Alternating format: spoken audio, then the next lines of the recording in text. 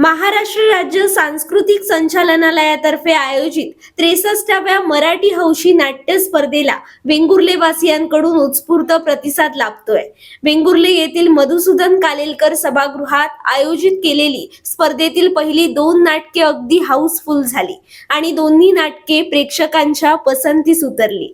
त्यामधीलच mission 59 या देशाभिमान जागृत करणाऱ्या नाटकाला प्रेक्षकांचा उदंड प्रतिसाद लाभला.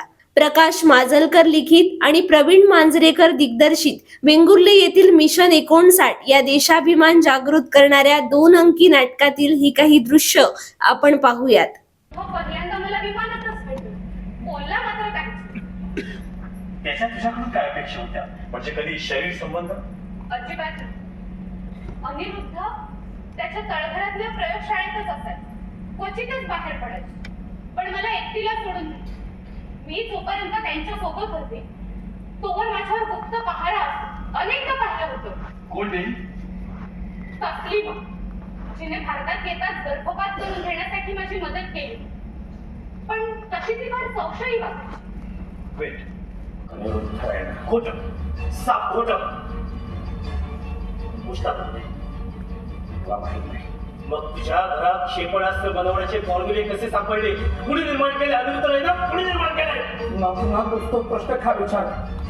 तुम्ही मला माझ्या पत्नीपासून मुलापासून वेगळ्या केलात का? कशासाठी?